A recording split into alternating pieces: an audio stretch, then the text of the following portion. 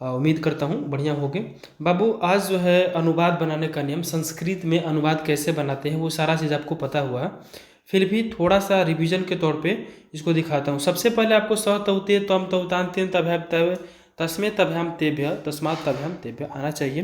फिलहाल उससे पहले भी अगर देखा जाए तो सह तौते त्वम युवाम यूयम अहम अवाम वयम, इसका हिंदी आपको पता होना चाहिए। तब जा कर के आपको संस्कृत में जो है वह जाता है, वह बाजार जाता है, हम लोग आम खाते हैं, हम लोग पढ़ने के लिए स्कूल जाते हैं, ये सारा चीज़ बनेगा। सबसे पहले आपको ये याद करना होगा कि सह माने वह होता है, तौ माने वे दोनों होते हैं, ते माने वे लोग वे सब होते हैं, त्वम माने तुम होता है, युवाम माने तुम दोनों होता है, यूयम यूयम माने क्या होता है बताओ। चलो यूयम, यू माने तुम लोग तुम सब, अहम माने मैं माने हम, अवाम अवाम माने हम दोनों, वयम माने हम लोग हम सब। ये आपको याद होना चाहिए, आपको पहले से याद है। अब चलिए, ये है गच, गम धातु जिसको बोलते हैं गच। गम धातु है, कौन धातु है? गम धातु है वर्तमान काल। वर्तमान काल में क्या चलता है? ता ते ती चलता है, तो उसका ये प्रारूप है गच्छति गच्छत गच्छन्ति गच्छसि गच्छथ गच्छत गच्छामि गच्छाव गच्छाम। मेरे प्यारे बच्चों, मेरे कहने का मतलब ये है, ये एक वचन का है, ये बहुवचन का है, और ये नहीं द्विवचन का है, ये बहुवचन का है। ये प्रथम पुरुष, मध्यम पुरुष और उत्तम पुरुष। आपसे जब पूछा जाएगा, कैसे पूछा जाएगा? आपसे पूछा जाएगा कि गम धातु का एक वचन, प्रथमा का एक वचन क्या होगा, तो गम धातु का पहले गच्छति वाला रूप चलता है, ये कन्फर्म हो जाएगा। उसके बाद से प्रथमा ये है, प्रथमा का एक वचन गच्छति है, अगर प्रथमा का बहुवचन पूछे तो गच्छन्ति होगा। उत्तम पुरुष का जो द्विवचन पूछे तो गच्छावा होगा। उसके बाद से किसके साथ किसको रखा जाता है, तो ये सह के साथ रखता है। देखो ध्यान से देखोगे तो एक एक दो तीन, ये चार, ये पाँच, ये छः, ये सात, ये आठ, ये नौ, ये नौ हैं। ठीक उसी प्रकार ये भी नौ हैं, देखिएगा ध्यान से, एक दो तीन चार पाँच छः सात आठ नौ, मतलब पहला पहला के साथ रखता है बाबू। गच्छति तो सह गच्छति, गच्छत है ना जी तो तौ गच्छत, ते गच्छन्ति, त्वम गच्छसि। तो इस प्रकार जो है ये पहला के साथ पहला लगता है, दूसरा के साथ दूसरा लगता है। ती सह के साथ ती लगता है, तौ के साथ त लगता है, ते के साथ अंति लगता है, त्वम के साथ सी लगता है ना, युवम के साथ थ लगता है, युवम के साथ थ लगता है, अहम के साथ मी लगता है ना। इस तरह से जो है आपको पढ़ाया गया होगा, आपको समझ में आ गया। चलिए अब आगे देखते हैं, आगे का मामला क्या है। आगे का मामला क्या है देखिए, आपको ये पता होना चाहिए कि संस्कृत में कितने लकार होते हैं। आपसे पूछेगा लट लकार, लिट लकार, लंग लकार और लोट लकार। एक होता है विधिलिंग, चाहिए के अर्थ में, खाना चाहिए, पढ़ना चाहिए, हंसना चाहिए, रोना चाहिए, ठीक है। चलिए अब देखते हैं कि लट लकार को हिंदी में क्या कहते हैं, तो वर्तमान काल कहते हैं। और वर्तमान काल का पहचान क्या होता है, तो ता ते ती होता है। जैसे वह जाता है, वह खाता है, मैं पढ़ता हूँ, तो उसमें ता रहा है ना, तो वो होता है लट लकार, और लट लकार गच्छति वाला रूप चलता है। उसके बाद से आते हैं लिट लकार भविष्यत काल, लिट लकार भविष्यत काल, लिट लकार भविष्यत काल, और इसका हिंदी क्या होता है, गा गे गी। इसमें गमिष्यति का रूप चलता है, इसमें गमिष्यति का रूप चलता है, इष्यत्य इष्यत इष्यन्ति, मतलब गमिष्यति गमिष्यत गमिष्यन्ति का रूप चलता है। और इसमें का जो सेंटेंस बनता है वह बनता है कि मैं खाऊंगा, मैं जाऊंगा, मैं पढ़ूंगा, मैं खेलूंगा, मैं कूदूंगा, मतलब गा गा आएगा तो आप समझ जाइएगा कि भविष्यत काल का है, और इसको लिट लकार बोलते हैं। क्या बोलते हैं? लिट लकार बोलते हैं, ठीक है, एकदम आराम से। उसके बाद से आते हैं लौंग लकार में भूतकाल, था थे थी, मैं पटना गया था, मैं पटना जाता था, मतलब हर सेंटेंस में आपको था आएगा तो आप समझ जाइएगा कि वह लंग लकार का है, भूतकाल का है, ठीक है। अगला जो पढ़ना है आप लोगों को, वो पढ़ना है लोट लकार अनुज्ञा काल। ओ ये, ओ माय गॉड बोलते हैं ना, अरे भगवान, तो ये ओ ये में आता है। अब देखो विधिलिंग चाहिए के अर्थ में, तो बाबू ये कम से कम आपको इतना पढ़ना चाहिए, जैसे लट लकार, लिट लकार, लंग लकार, ये तीन चीज़ तो आपको आना चाहिए।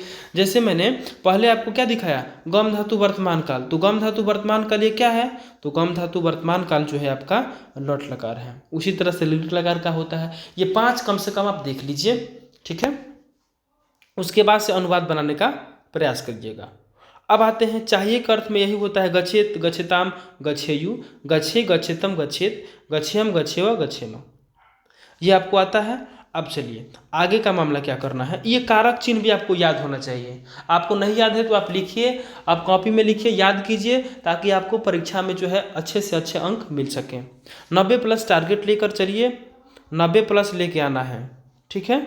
चलिए ये देखो प्रथमा, इसको तो याद रखना होता है, कारक चिन्ह है। कर्ता ने कर्म को करण से के द्वारा, करण से के द्वारा में तृतीय विभक्ति लगता है। क्या लगता है? तृतीय विभक्ति। प्रथमा कर्ता ने, द्वितीय कर्म को, तृतीय करण से के द्वारा। इसका जो मामला है, करण से का मतलब होता है कि वह बालक जो है पेन से लिखता है, तो यहाँ भी से लग रहा है। और एक नीचे आइएगा तो पंचमी में भी से लगता है, तो इसमें से जुदाई, से जुदाई मतलब होता है विदाई, मतलब संबंध छूट रहा है। जैसे विद्यालय से जब बालक वापस घर आता है तो विद्यालय को छोड़कर आता है। ठीक है। तो उस कंडीशन में जो है आप पंचमी विभक्ति लगाइएगा, और जहाँ पर से हो और से मतलब के द्वारा उसके काम भी किया जा रहा है, और माने साथ साथ से लगा हो, जैसे उसको छोड़ना नहीं है, वो साथ में आपका काम कर रहा है, तो आप समझिएगा कि हमको वहाँ तृतीय विभक्ति लगाना है। ठीक है। चलिए आगे देखिए,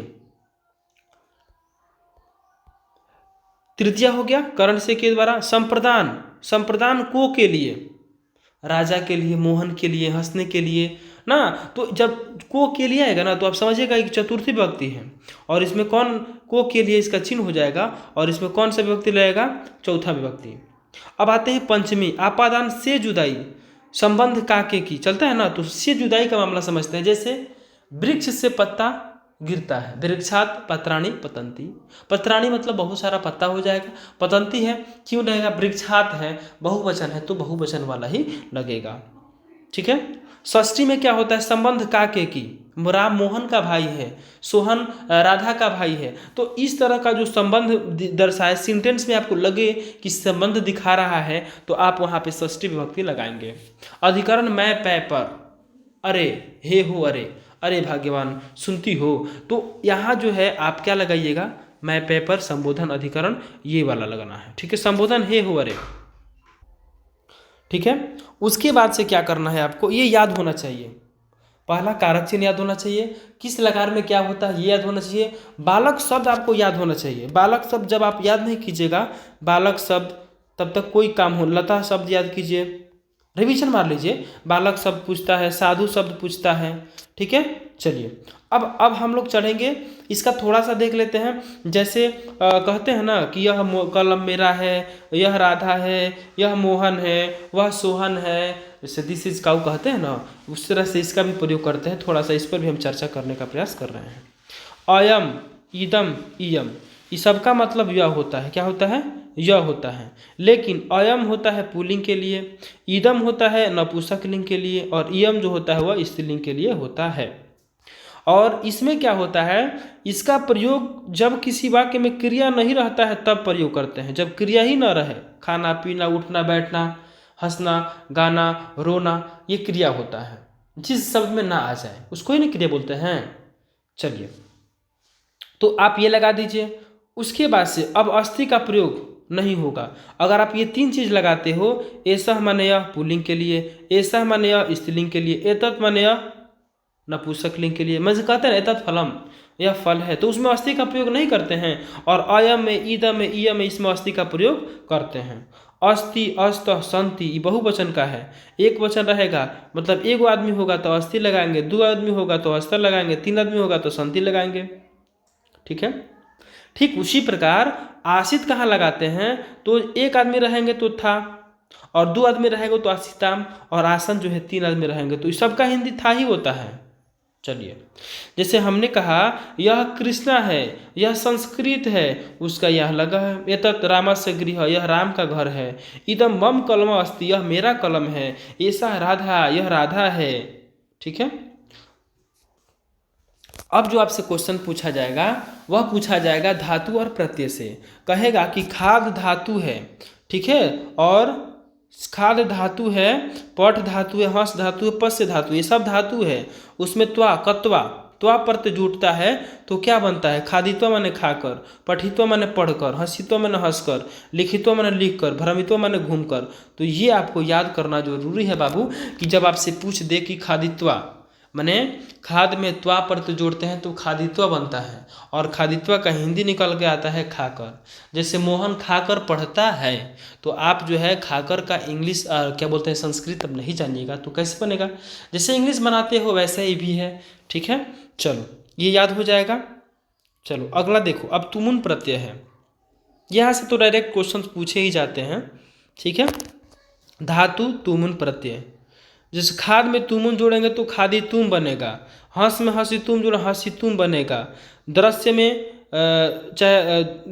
चाहे पश्य में तो दृष्टि तुम बनेगा ना, भाव में भाव तुम बनेगा। और इस सब का अर्थ होता है खाने के लिए, हंसने के लिए, रोने के लिए ना। इसका मतलब समझ रहे हैं आप कि तुमुन प्रत्यय में हंसने के लिए, रोने के लिए, गाने के लिए। और मेरे प्यारे बच्चों एक बात हमें याद आ रही है, यही डिजिटल बोर्ड होता तो पता नहीं कहाँ कहाँ कितने लोग देखते।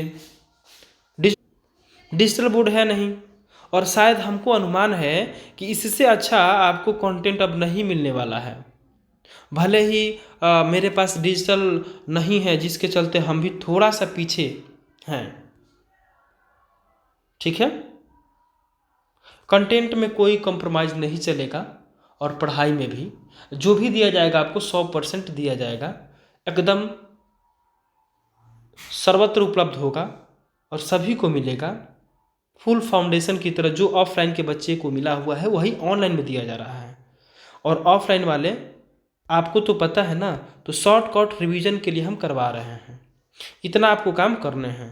उसके बाद से आइएगा, जैसे पीबे में तुमुन जोड़ोगे तो पतुम बनेगा, और पीने के लिए ये सब मिला लीजिएगा थोड़ा, ठीक ना। चलिए धानी ऑनलाइन क्लासेज में आपका स्वागत है। चलो हटाओ, अनियर प्रत्यय देखिए, जैसे कहते हैं ना कि अनियर जुड़ता है तो क्या बनता है? तो खादनीय बनेगा।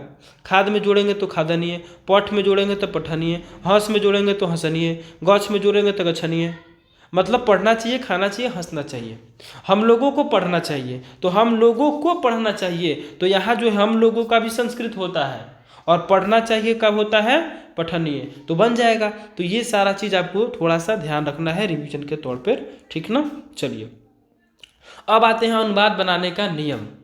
अनुवाद बनाने का नियम मेरे प्यारे बच्चों, अगर इस वीडियो को तुम देख रहे हो तो लास्ट तक जरूर देखो, समझो, सोचो नहीं समझो, और समझने का प्रयास भी करना चाहिए, क्योंकि यही क्वेश्चन सीधे आपके पेपर में है, यहीं से पूछा गया है। क्या है देखिएगा, कर्मणि द्वितीया स्पेशल नियम है, स्पेशल नियम है, आज तक हमने नहीं दिया था। ये स्पेशल नियम हम ऑनलाइन दे रहे हैं, सोच लीजिए। कर्मणि द्वितीया, कर्म कारक के युग में, कर्म कारक के युग में द्वितीय विभक्ति होती है। जैसे राम आम खाता है, अच्छा है राम को आम खाता है, राम आम को खाता है, इसमें को छिपा है ना जी, राम आम को। तो देखो राम आमरम खादते, इसमें द्वितीय विभक्ति, आमरम जो है ना ये द्वितीय विभक्ति यहाँ लग रहा है। वह पटना जाता है, अच्छा वह पटना को जाता है, तो सह पाटलिपुत्रम गच्छति, सह के साथ ति लगता है। चलो अगला है विशेषण विशेष योग्य द्वितीया, माने विशेषण विशेष योग में कौन विभक्ति? द्वितीय विभक्ति लगता है। वह धीरे धीरे जा तो रहा है लेकिन धीरे धीरे जा रहा है, तो वहाँ पर हम कौन विभक्ति लगाते हैं? दूसरा विभक्ति लगाते हैं, ठीक है। ये स्पेशल नियम है, इसको तो रट्टा मार याद करना है। बिना योग्य द्वितीया, अगला है बिना योग्य द्वितीया, बिना के योग में जो है द्वितीय विभक्ति लगती है। राम के बिना सीता रोती है, रामम बिना सीता रुदती, ठीक है। चलिए अगला है, पूछेगा कि परितः योगे द्वितीय पंचमी च, परितः के योग में दूसरो विभक्ति होता है और पंचमी विभक्ति होता है, दोनों होता है। आप जिससे मन करे उससे बना सकते हैं, ये नहीं कि सर हम पंचमी से बना दिए तो गलती है, द्वितीय से बना दिए तो सही, नहीं, दोनों से आप बना सकते हो, ये स्पेशल नियम है, ठीक है। जैसे विद्यालय के चारों ओर वृक्ष है, तो विद्यालय हो गया, चारों ओर हो गया।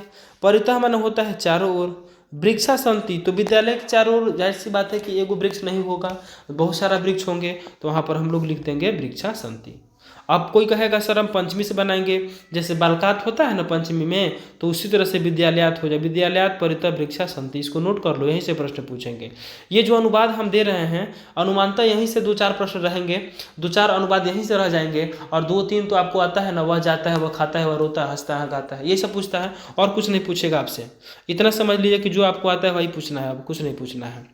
विद्यालय के नज़दीक मेरा घर है, माने निकषा, समीप, उभयतः, अग्रे, योगे, द्वितीय, ये सारा चीज़ रहता है, तो आप बिना देखे सुने बुझे आप द्वितीय व्यक्ति लगा दीजिएगा, आपका उत्तर सही हो जाएगा। नज़दीक ये दोनों है ना, तो देखिएगा विद्यालय के नज़दीक मेरा घर है, तो विद्यालयम निकषा मम गृहम अस्ति, माने विद्यालय के नज़दीक मेरा घर है। ठीक है, अगला सहार्थे तृतीया, मतलब साथ के युग में तृतीय विभक्ति, जहाँ भी साथ देने की बात आए मेरे प्यारे बच्चों, जहाँ भी साथ देने की बात आए तो आप वहाँ क्या लगाइएगा, तृतीय विभक्ति लगा दीजिएगा, बिना हिचक के, आपका सही हो जाएगा। जैसे ये भी आप नोट कर लीजिए कि राम के साथ सीता वन गई, रामेन सह सीता वनम अगछति, अगछत, मतलब दू आ रहा है तो अगछत लगा दीजिएगा। और राम सीता के साथ वन जाती है, तो वहाँ भी आप इसको बना सकते हैं। यहाँ याद रखिएगा कि जब भी साथ का बात हो तो वहाँ तृतीय व्यक्ति लगता है।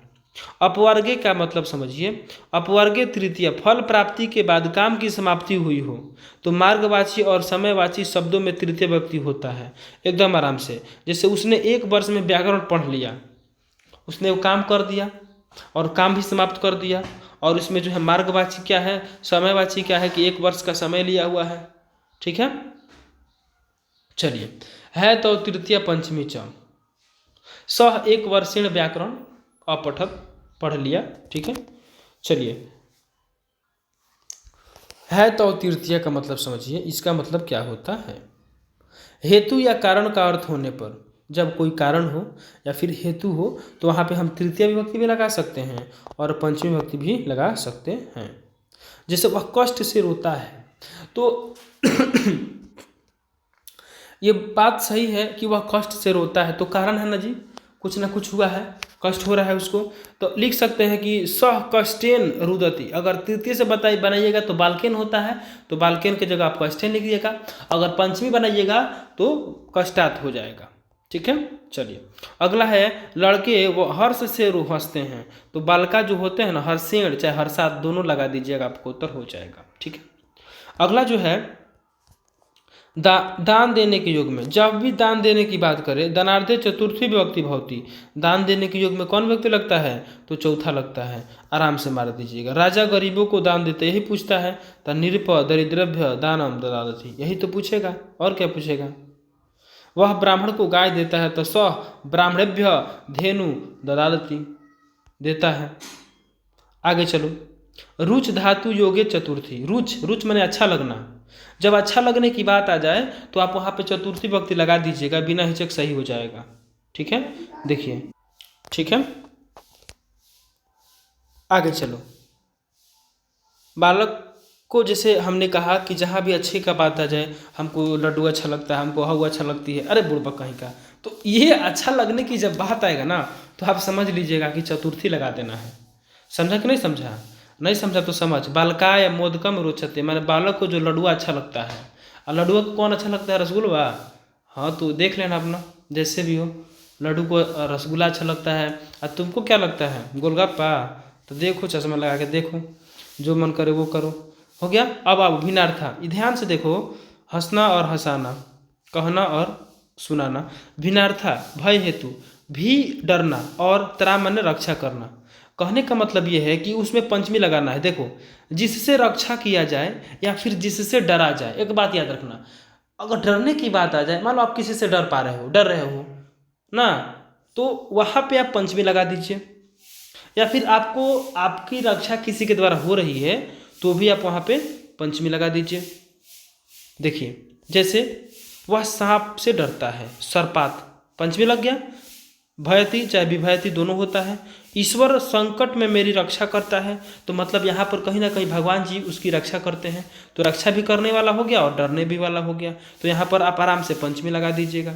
ठीक है, और यही पूछना है, इसके बाहर बाहर कुछ नहीं पूछता है। सबसे ज़्यादा एडवांस पूछता है तो यहीं से पूछता है, और हल्का तो आप बना ही देते हैं। आगे चलते हैं, तुल्यार्थ। तुल्यार्थ क्या होता है समझिए। तुलना करने पर जिसे श्रेष्ठ बताया जाए, तुलना कर दीजिए और जो अच्छा लगे ओकरा में लगा दीजिए पंचमी। धन से विद्या श्रेष्ठ है, यहाँ पर तुलना किया जा रहा है ना, तो धनात् विद्या श्रेष्ठ अस्ति, काम खत्म। श्रेष्ठ बता रहा है ना, धनात् लगा दीजिए, पंचमी लगा दीजिए। राम मोहन से तेज है, तो रामात, रामात माने मोहन से ही हो ये जा रहा है, ये दोनों नियम पर काम कर ही रहा है। ठीक है, चलो अगला देखो। रामात मोहन तीव्रम अस्ति, तेज है। अखिया तोप, अखिया तोप, अखिया तोप गाना भोजपुरी है ना जी।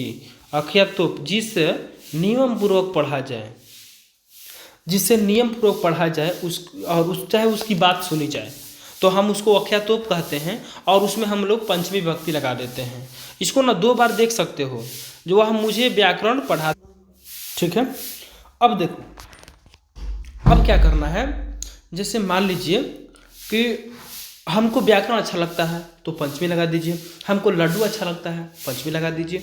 मतलब सेंटेंस में आपको ये लगना चाहिए कि अच्छा लग रहा है कि नहीं लग रहा है। ठीक है, अब जो अगला बना था वो उसमें नियम पूर्वक पढ़ना था या फिर किसी का बात सुनना था। जैसे मान लीजिए वह आचार्य से वेद पढ़ता है, तो बात बताइए, जब आप आचार्य से माने आप हमसे, आप गुरु जी से अगर कुछ सीखते हैं तो नियम पूर्वक सीखते हैं, और कहीं ना कहीं आप जो है मेरी बातों को भी मानते हैं और मेरी बातों को भी सुनते हैं। तो जब इस कंडीशन में अगर ऐसा सेंटेंस आपको कहता है तो आप समझ लीजिएगा कि हमको पंचमी विभक्ति लगाना है। और ऐसे भी आपको यहाँ दिखाई भी दे रहा है कि आचार्य से वेद पढ़ता है, तो से जो है पंचमी पर आता है। ठीक है, अपादान से जुदाई। सह आचार्यात वेदम पठति, वह आचार्य से क्या करता है, वेद को पढ़ता है। अनादरे, देखिएगा अनादर के जगह पे पंचमी और षष्ठी और सप्तमी दोनों होता है। अनादर जहाँ हो, अनादर मतलब एक काम को छोड़ दिया जाए और दूसरा काम कर लिया जाए तो उसको अनादर बोलते हैं। जैसे एक माता होती है तो माता अपने बच्चों को छोड़ देती है, बच्चा रो रहा है और वो अपना काम कर रही है, तो वहाँ पे हम कहेंगे कि अनादर हो रहा है। भगवान भक्त को अगर छोड़कर चले जाते हैं तो हम समझेंगे कि अनादर हो रहा है। ठीक है, चलो आगे देखो, आगे का मामला क्या है। रोते हुए शिशु को छोड़कर माता चली गई। रुदतः शिशो, अच्छा शिशुआ त्यागत्वा माने त्याग कर, छोड़कर माता अचलत माने माता चली गई। यही पूछने वाला है और कुछ नहीं पूछने वाला है।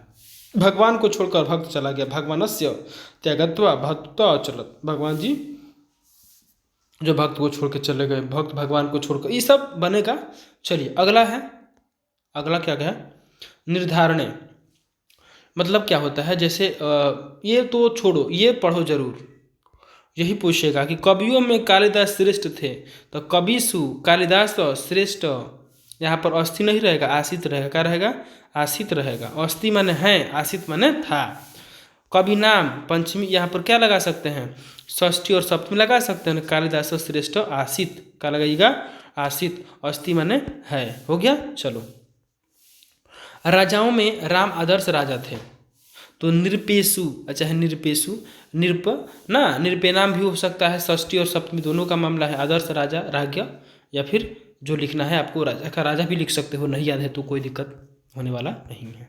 ठीक है, तो मेरे प्यारे बच्चों आज का सेशन हम यहीं समाप्त करते हैं, और मैं अगले वीडियो में आपके लिए कम से कम 20-30 अनुवाद दे दूंगा।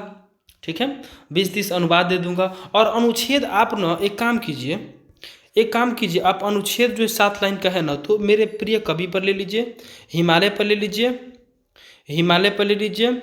ठीक है, प्रिय कवि हो गया, हिमालय हो गया, और जो है एक ले लीजिए आप, ऐसा कर सकते हो, ये दोनों हो गया।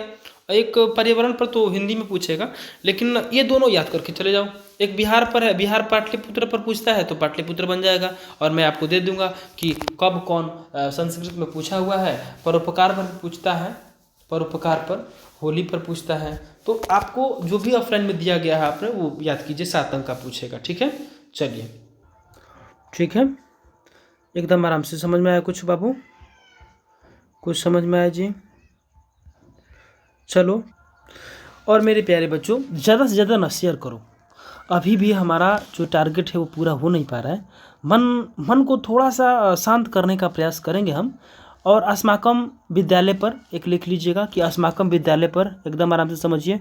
और अस्माकम विद्यालय क्या हो जाएगा, अस्माकम विद्यालय पर, अस्माकम विद्यालय पर आप नोट कर लीजिए, ठीक है। अस्माकम विद्यालय पर कभी कभी क्या कर रहा है ना कि मतलब इतना समझ लीजिए आप कि अस्माकम विद्यालय होली पर, गंगा पर, नदी पर, क्या बोले थे हम जो फर्स्ट में बोले हैं वो आप कर लेते हो, तो महात्मा गांधी पर भी आ जाएगा तो लिखा आ जाएगा, ठीक है ना। कभी कभी कालिदास पे भी पूछ देता है, तो बहुत सारा है। लेकिन इतना आप समझिए कि 5 को कम से कम, 5 को जो पूछेगा उसमें से आपको ना कम से कम 2-3 को तो अइबे करेगा। तो आप उसका बिल्कुल चिंता न करेंगे। हिमालय पर आपको पता है। अनुशासन एक नोट कर लीजिए, अनुशासन पर लिखना है। अनुशासन पर 7 लाइन आप बना लीजिएगा और इसी में से पूछना है जो मैंने बोला है 5 को, और कहीं से नहीं पूछेगा, ठीक है। तो मेरे प्यारे बच्चों, ज़्यादा से ज़्यादा शेयर करो ताकि मुझे लगे कि मैं जो काम कर रहा हूँ आप लोगों को पसंद आ रहा है। और ख़ास करके अगर ऑफलाइन देख रहे हो तो ऑफलाइन वाले तो कम से कम पहचानो। तो ऑफलाइन वाले बच्चे जो हैं वो कम से कम अपना जान परीक्षा में लगाएं। और उसके बाद धीरे धीरे मैं अपना जो भी है, मैं मेरे अंदर जितना है मैं सब आपको देने का प्रयास कर रहा हूँ। आप चिंता बिल्कुल ना करें और हमसे आप जुड़े रहें। और मेरा वीडियो आप ऑफलाइन वाले तो ज़रूर देखें, ठीक है। चलिए, और आज के सेशंस को यहीं विराम देते हैं। और अगली जो वीडियो बनेगी उसमें क्या होगा, ध्यान से सुनिएगा। उसमें जो है आपको मैं कम से कम 20-25 या फिर 30 अनुवाद दे दूंगा। उसका एक जो है आपको पत्र लेखन दे दूंगा। और क्या दूं आपको, ऑब्जेक्टिव दे देता हूं, ठीक है। और किताब का सारा कुछ आपको मिल जाएगा। Thank you so much, love you all.